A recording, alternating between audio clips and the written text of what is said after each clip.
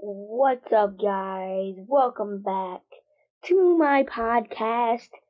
And today, I'm going to be the best left wing on every NHL team ranked. Okay, so that's what we're doing today. Before I do anything else, let me make sure I'm actually Okay, hold up. Hopefully, you guys actually heard me because I don't even know.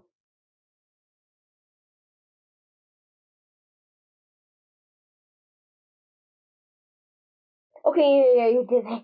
Oh, that's good. Okay. So, we are the best left wing on every NHL team ranked 1 to 32. I have this list pre-made. I'm going to do this thing for the right wings for tomorrow's, centers for in 2 days, defensemen in 3 days, and then in 4 days for the final part of this kind of little series I'm going to be doing is going to be goaltenders. So, yeah, I'm straight into it. Number 32, I have Katagoshie. Some of this is based on potential, some of it is not. Most of it is based on what they have done. Some of it's based on, I bumped him up a couple spots because, I think he's energy really good, but you know what I'm saying? But most of them is based on what they have been doing and how good they are currently. Katagoshie, he hasn't had a single game of NHL experience, so you can't really rank him. He's a very highly coveted prospect. He's going to be playing on the Ducks' first line. He's projected to play in the Ducks' first line. There is no guarantee he's going to play on that. But I do believe that he will climb these rankings pretty quickly throughout this 24-25 season. But right now, I can't put him any higher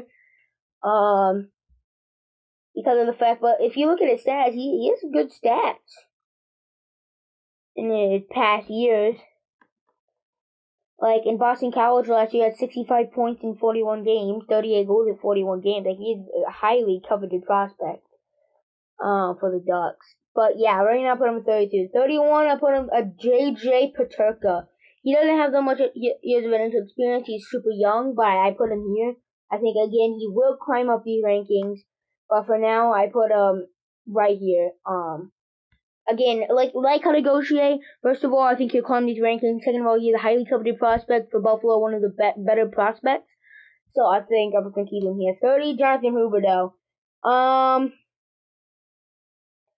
Yeah, I don't really... Hold up.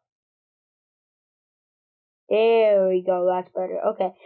He is washed. Honestly, in the 21-22 year, I believe he put up 100 points, I think, that year, if I remember correctly, but I wasn't really paying, that was my first year that I was watching hockey, and I wasn't really paying that much attention, like, that closely of attention this last year when I started really, paying attention, so let me look at his stats.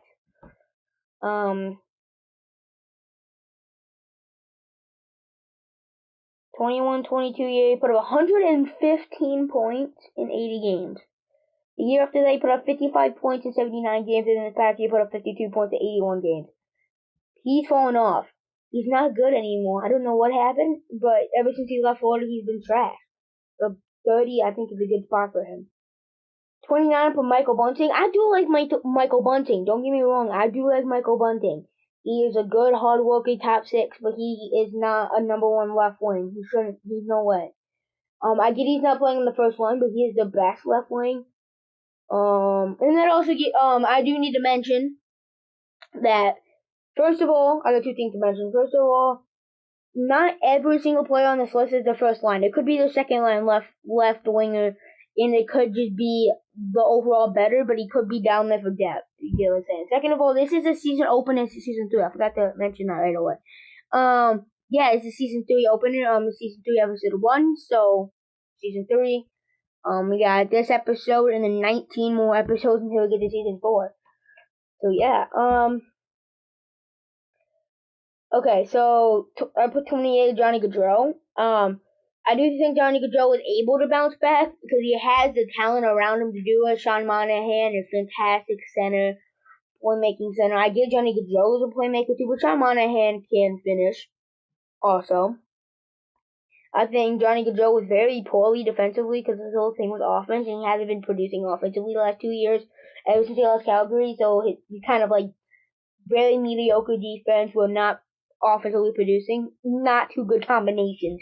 If he can produce like back in his days in Calgary days, 110 points a year, man, he was fantastic. He's one of the better players in the league, but right now he's falling off a cliff. Same boat as Jonathan Huberdeau. 27, Ivan Barbich says he's a good player, but outside of that one playoff run when the Vegas Golden Knights won the Cup with Vegas, he hasn't really produced that much. Like last year was a bit of a down year. Regular season that year he wasn't even that good, and he just got the bag. But yeah, I had to put him here. He could climb the ranks. He could climb the rankings, but yeah. 26, Artturi Lehkonen. I do like Artturi Lehkonen, but I don't think he's as good as the people above him. Like, obviously I didn't put him there, but I just don't think he's that good defensively or offensively. I don't. 25, I put him at Jake Neighbors. I think Jake Neighbors is good. He's a hard worker. He plays in the first line of the Blues. So I do think he's really good. So yeah, 24, Anthony Duclair. I'm interested because when he was with Florida, he played a middle six role, and he was super good for them. Last year he played with the Sharks, so he didn't really, wasn't able to, really prove himself there, but now he's with the change of scenery in New York, and he played on the first line with two very good offensive players in Bo Horvat and Matt Barzal, and both Anthony Duclair, the guy I'm talking about, and Bo Horvat both really responsible in their own end defensively. So I think that line's going to be interesting to see, and hopefully if that line can perform, I think New York will make the postseason, in my opinion. But if they do, I think a big reason will be because of that line. I think it's really good. I do. I think it's very good. But yeah, I think Anthony Duclair with the change of scenery, I think will be very good in New York. And he's going to play with some very talented players, Bo Horvat, Matt Barzal on the first line over there. And Noah Dobson, too. Noah Dobson, the defenseman, number one defenseman back there. Yeah, I think he's going to be able to produce this year. 23, Timo Meier. He plays in the second pairing, your second line. Like, he's projected to play with Jack Hughes in the second line, but there ain't no way Jack Hughes is staying in the second line. I don't think that's right. But, yeah, he's very good offensively. He's a little bit questionable defensively. Actually, he's pretty good defensively. Offensively, he's very good offensively and pretty good defensively. So yeah. 22, Tyler Toffoli. He's playing with the Sharks. I guess he's playing on the first line. Probably Celebrini, Couture.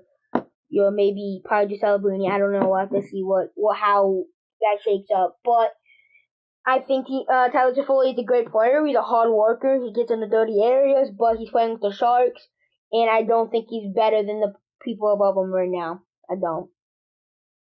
He's good offensively. He's good in the postseason is what I'm trying to say here. I didn't mean to say offensively. But in the postseason, he's very good because he has a lot of experience, so it's very good to have in the team.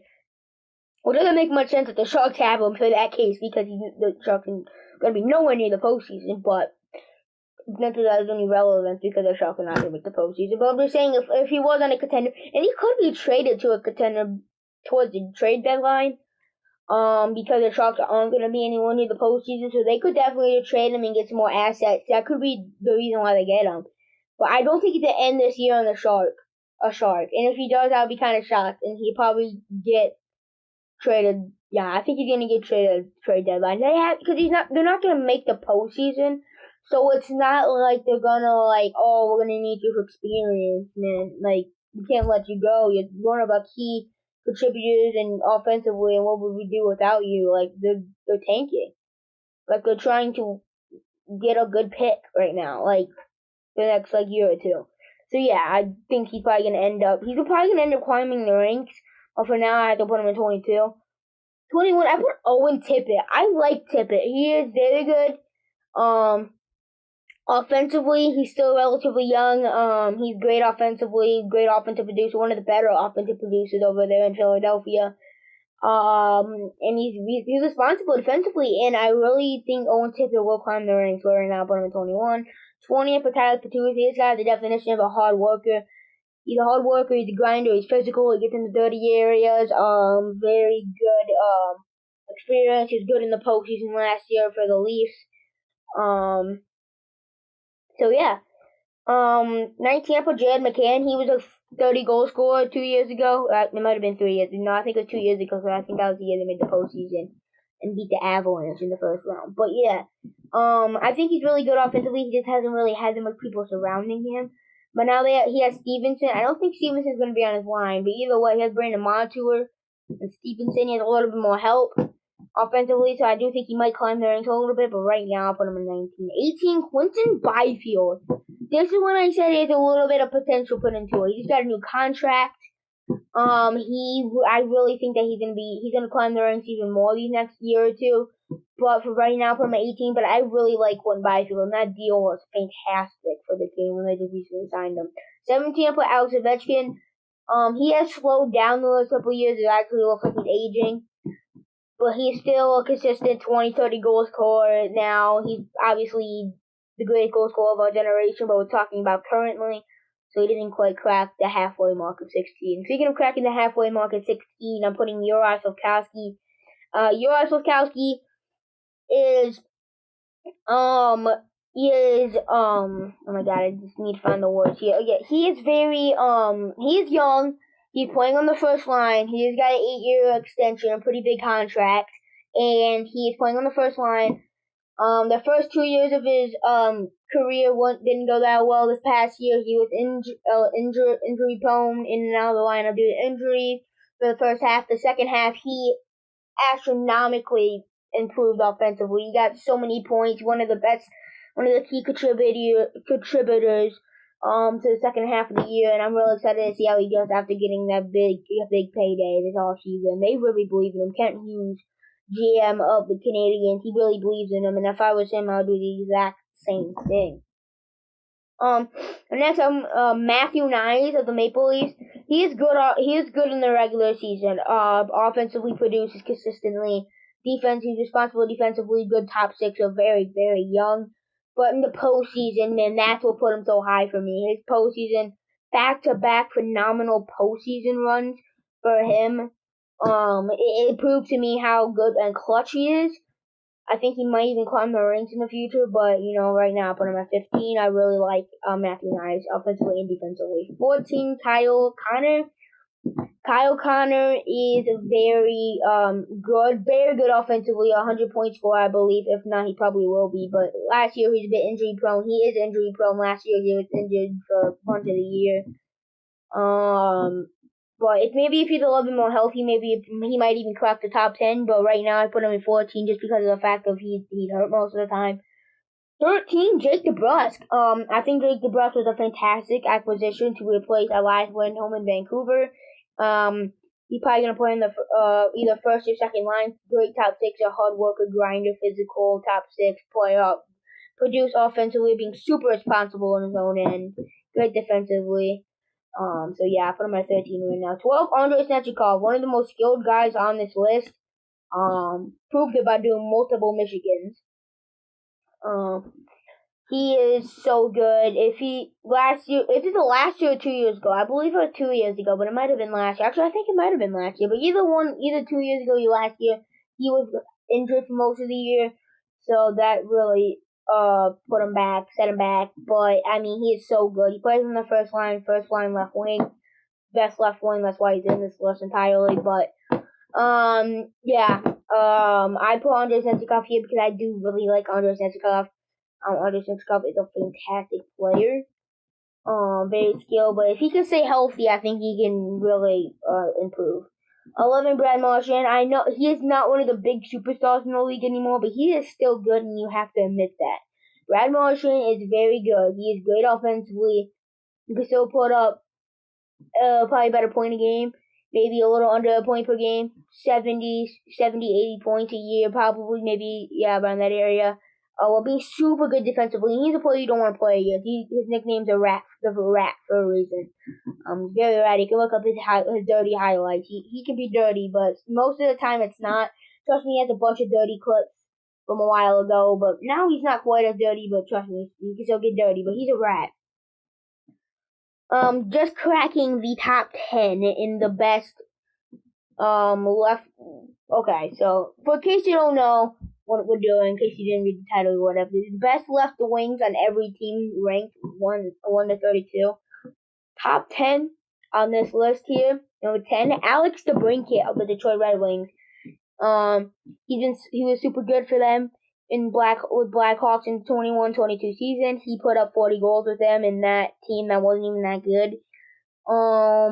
And then in the 2 years, I don't remember. Oh yeah, he was with Ottawa. He was pretty good with Ottawa. He was actually really good with Ottawa. And then in Detroit, when he really took a big step up last year, him and Larkin if you remember watching hockey in the beginning of the year, remember him and Larkin were like the perfect duo for the first couple months of the season. I mean, they ended up they cooled off a little bit, but they were fantastic.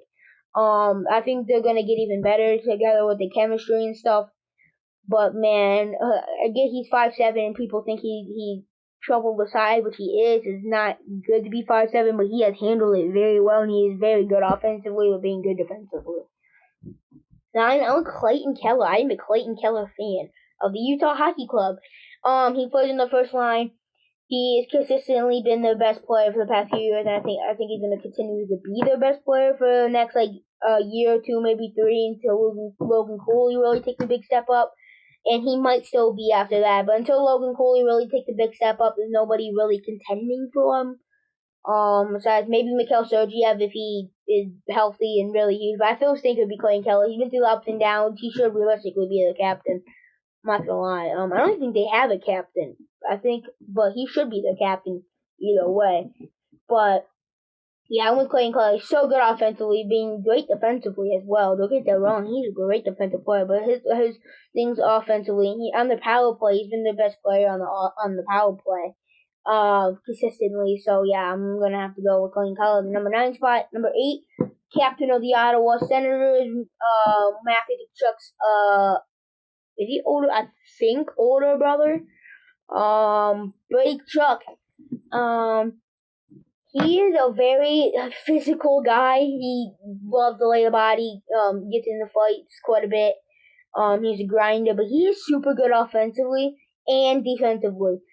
If there is one guy that I had to choose, maybe in the top 3, but off the top of my head, to see that hasn't been in the postseason that I want to see in the postseason, is Brady Tkachuk. And I think they will reach the postseason this season, in my opinion. I think they're going to get the first wild card spot, but that's either here or there. I think they're going to make the postseason, but it's totally possible they don't. But if they do, I will be excited to see Brady Tkachuk in the postseason. He's going to cause some mayhem in the postseason. If he gets there, when he gets there, I believe the Senators will get there next year. But if they don't get there next year, they're going to get there eventually. So yeah, 7 up on H. Ryan Nugent-Hopkins of the Edmonton Oilers. 100 points scored 2 years ago. He might have put up 100 points last season. I don't think he did. I think he was close though. And then in the postseason, he's been great for them consistently. One of the main power play guys in that power play one. One of the a big reason why that first power play unit's probably one of, if not the best power play unit in the league. He is such a huge contributor offensively, and he's still really good defensively too. So yeah, I think he's a very, very good player. Number 6, Philip Forsberg, the Nashville Predators. I think he could go to 5 this year. I think he's gonna be super, super good. He's been super good for them for the past half a decade. I feel like, maybe even longer. He's been so good. He's one of the best puck movers in the league. He has a great shot as well, but he's definitely more of a playmaker, puck mover, which really fits him for a spot in the power play because I don't know if he was. I wasn't really paying attention. This year, last year I wasn't really watching every team, but this year I'm going to. I don't really know what he played in the power play, but I know this year he's supposed to play on the top, towards the top. Yossi's supposed to be moving around towards the top of the zone, and Forsberg's supposed to be also hovering around the top of the zone, so he can get the puck and move it around. He can give it to the Marchessault on the bumper position. You could hand it over to Stamkos from the one-timer on the left dot. You could give it down low to who's probably gonna be Ryan O'Reilly and on the goal line. You could shoot it to try to get a tip from either O'Reilly or Marchessault. or he could give it over to Yossi, who could make even more passes. So it's very interesting because he has so many options. Because of where he is in the power play, when he gets the puck, he has so many options on who to pass to. He could literally pass to anybody in the power play, and it works perfectly for somebody that's as good as a puck mover and a playmaker as Philip Forsberg. And it helps the fact that he's a puck mover, as I just said, so he can literally move the puck on the power play, as well as he has a good shot too, a good finisher. Yeah, enough talking about him. 5, Jason Robinson. He's a former 100, I think he scored 110 points, but at least 100-point scorer in the regular season. The only reason why he's not higher is because he didn't perform in the postseason last year, like, at all. Besides, outside of that hat-trick performance in Edmonton, I think game 4, 3? No, 4, I don't know, either game 3 or 4 in Edmonton in that conference finals, but outside of that, he really didn't perform up to expectations during the postseason. If he did, he probably would have been above number 4, who I will mention in a second. Speaking of number 4, Jake Gensel. He scored over 100 points last year. Pretty positive. He is super good offensively, while being super responsible and great defensively. I think he's gonna fit in like a glove in Tampa, in my opinion. And and when he went to the postseason a few years back, 3 years back in the 21-22 season with the Penguins, and when he made it to the postseason in the years past before that, he's been super good with them in the postseason. So he's a good playoff performer. Oh yeah, and last year with the Hurricanes, he was a super good playoff performer. And he's even better in the regular season. And he's great defensively, offensively, and he's phenomenal in the power play. That's literally one of the most all-around players that you're going to get. 3 with Kirill Kaprizov of the Minnesota Wild. I think he is so good offensively. I think this next year he's probably going to put up north of 100 points. Anywhere from 100 to 110 points. And if he really shocks people, he could go for more than that. But I think he's going to be around 100 to 110 points range, which is super good. And he's still super good defensively. And if there wasn't for him on that power play would be a million times worse. But he is so good on that power play. He's a good penalty killer as well. Great, phenomenal offensively. Great defensively. So yeah, I confidently can say that Kaprizov deserves a spot in the top 3. That's 3. Number 2 it's a toss-up between Artemi Panarin and Matthew Tkachuk. At number 2, I want the bread man, Artemi Panarin. So, Artemi Panarin, he just put up, what did he put up? Oh my god, he put up so many points last year. I can't think of how much he put up. It was crazy. Artemi Panarin stats. Okay, hold up. Artemi Panarin stats. He put up, in 82 games, he played every single game. He put up 49 goals, 71 assists for 120 points. Yeah. The only concern is he usually blanks in the postseason, but last year he was super good for them in the postseason. And he's good defensively, but I think he could definitely improve defensively. But yeah, I think he's super good. He is super good. Not that I think, he is super good. No and ifs, buts about it. I don't care what team you like. If you like him or not, you have to admit he is good. Number 1, I basically already spoiled it. I actually did already spoil it. Number 1, Florida Panther, Mr. Tkachuk himself. Actually, there's 2 Mr. Tkachuk that's in the league. There's another one that used to be in the league. But anyways, nothing like yapping about nonsense that doesn't matter right now. Number 1, Matthew Tkachuk. His brother was 8 that I previously mentioned, Brady Tkachuk. But right now, 1 is Matthew Tkachuk. He put up over 100 points back in his Calgary days. He's doing it again in Florida for the past couple years. So good offensively. Such a physical guy too, just like his brother. He's a grinder, gets in the dirty areas. He is super good defensively. Perfect fit Barkov. Power play fantastic. He's fantastic in the power play. He's a good penalty killer too. And what really sets him apart from the rest is the fact that he in the postseason 2 years ago was by far the best player outside of Sergei Bobrovsky. Him and Sergei Bobrovsky were the two best players by a million miles last year in the postseason run. 2 years ago, I meant. When they made the Stanley Cup final last year, he wasn't as